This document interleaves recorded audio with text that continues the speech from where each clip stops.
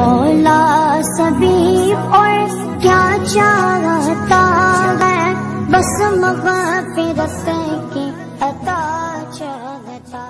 دیکھو اللہ پاک مال دے تو بندہ مال کے ذریعے سے اپنی آخرت کا ذخیرہ جمع کرے، اس کی ترغیب دی ہے۔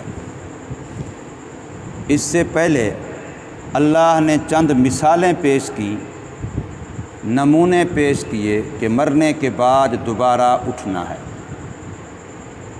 حضرت عزیر علیہ السلام کا واقعہ پیش کیا، 100 سال پڑے رہے، ان کا گدھا بھی ریزہ ریزہ ہو گیا، اللہ نے دوبارہ آنکھوں کے سامنے زندہ کر کے دکھایا۔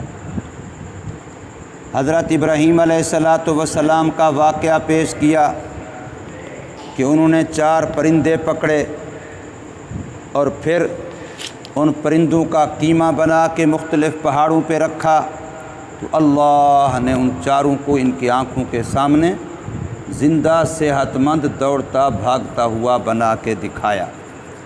اب یہ واقعات کس مقصد کے لیے ہیں؟ میں نے کئی مرتبہ پہلے عرض کیا، قرآن قصوں کی کتاب نہیں ہے، قرآن ناول نہیں ہے۔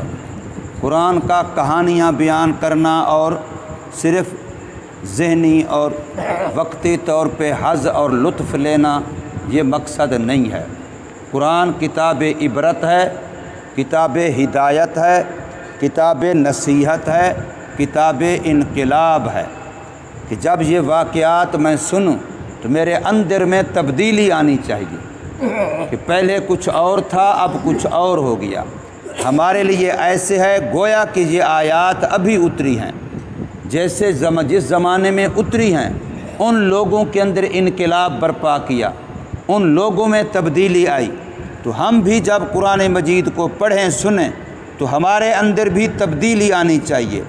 قرآن مجید ایمان والوں کی نشانی یہ بتاتا ہے کہ جب ان کے سامنے قرآن کی آیات پڑھی جائیں، تلاوت کی جائیں، تو ان کا ایمان بڑھ جاتا ہے۔ زادتہم ایمانا، ان کا ایمان بڑھ جاتا ہے۔ اور اگر سننے کے بعد بھی ایمان کے لیول میں کوئی فرق نہیں آتا، جیسے پہلے تھے ویسے اب ہیں، تو پھر اپنے ایمان کے بارے میں فکر مند ہونا چاہیے کہ جیسے درخت کو پانی بھی لگا، کھیتی کو پانی بھی لگا، لیکن پھر بھی اس میں ہریالی نہیں آئی، تو اس کا مطلب ہے وہ جڑ سے خشک ہو چکی ہے۔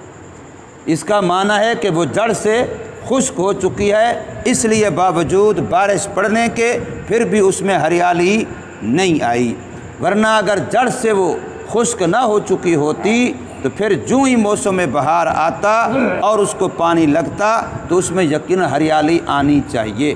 تو ہمارے ایمان کا درخت بھی قرآن کے پانی سے ہرا بھرا ہونا چاہیے۔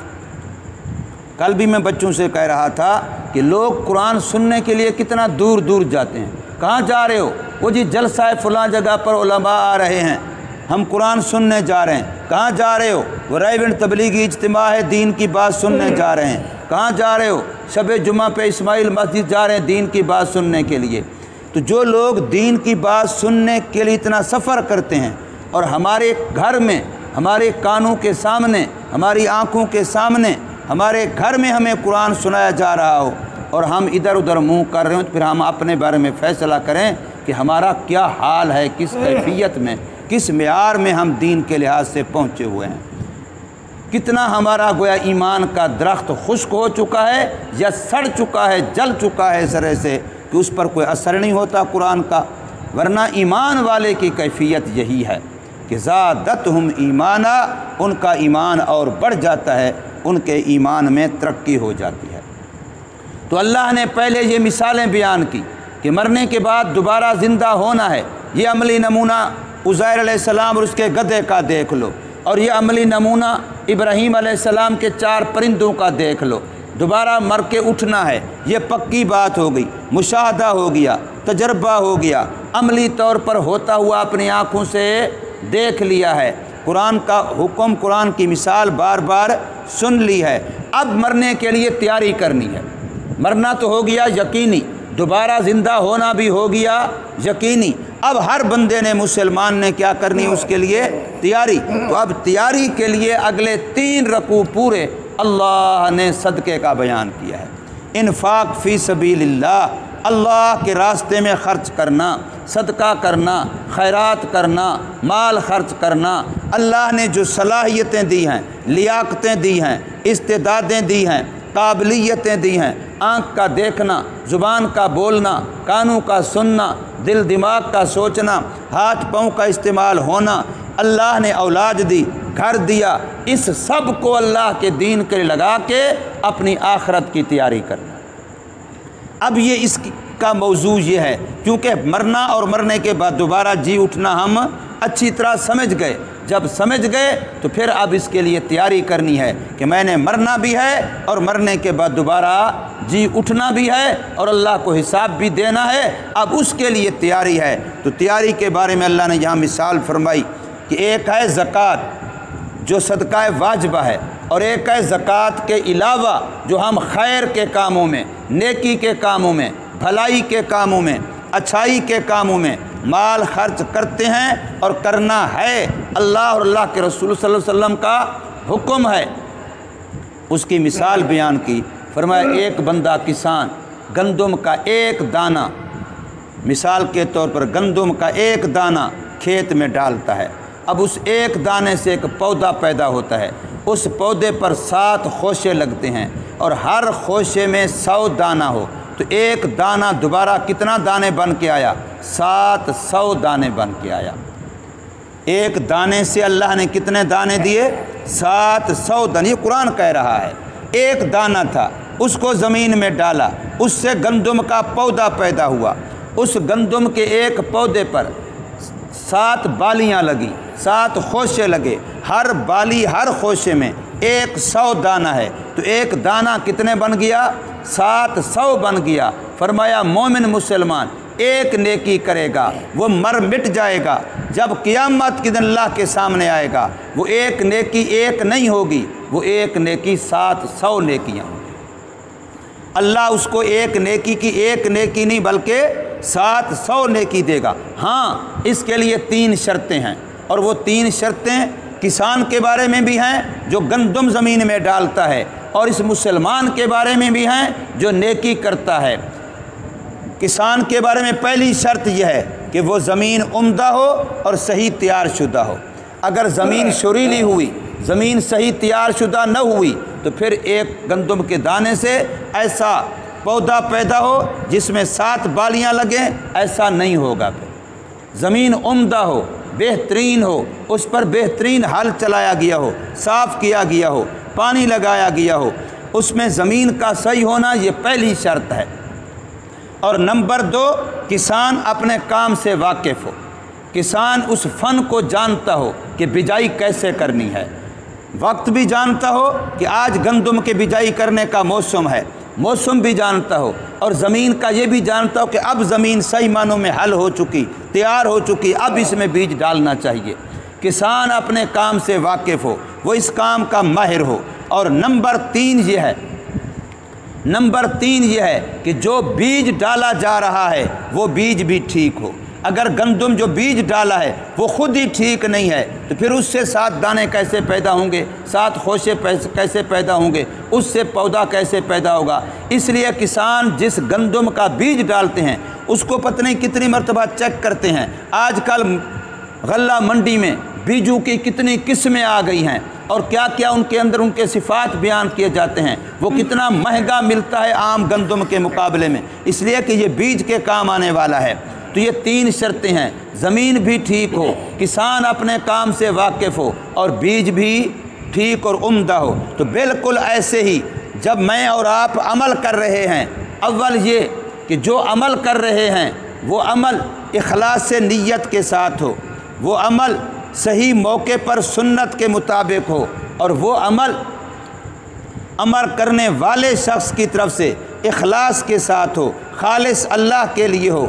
سنت کے مطابق ہونا، خالص اللہ کے لیے ہونا، اور اس عمل کا حکم شریعت کے مطابق ہونا یہ ضروری ہے۔ جب یہ باتیں ہوں گی تو ایک نیکی پر 700 نیکی کا میرے اللہ کا وعدہ ہے۔ کیا دنیا میں کوئی ایسا ادارہ ہے، کیا دنیا میں کوئی ایسا بینک ہے جو آپ کو 1000 پر 7000 واپس کرے؟ آج تک دنیا میں کوئی ایسا ادارہ نہیں ہے جو اتنا بڑا نفع دیتا ہو کہ 7 گنا آپ کو نفع دے۔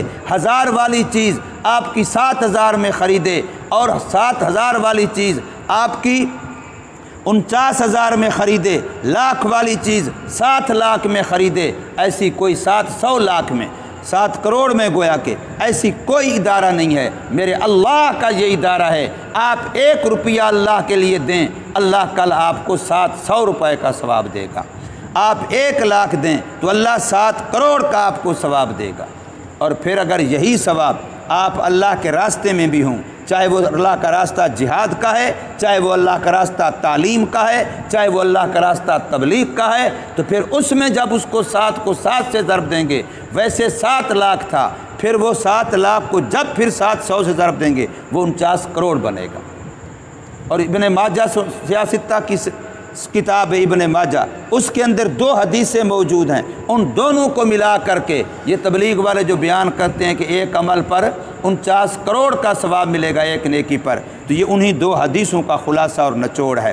تو فرمایا اللہ تبارک و تعالی نے مثل الذین ینفقون، مثال کہاوت حالت ان لوگوں کی جو خرچ کرتے ہیں اموالہم اپنے مالوں کو فی سبیل اللہ، اللہ کے راستے میں، کمثل حبہ، ان کی مثال ایسے ہے جیسے ایک دانہ انبتت 7 سنابل، اگتی ہیں اس ایک دانے سے 7 خوشے 7 بالیاں، فی کل سنبلۃ، ہر خوشے ہر بالی میں 100 حبہ 100 دانے ہوں۔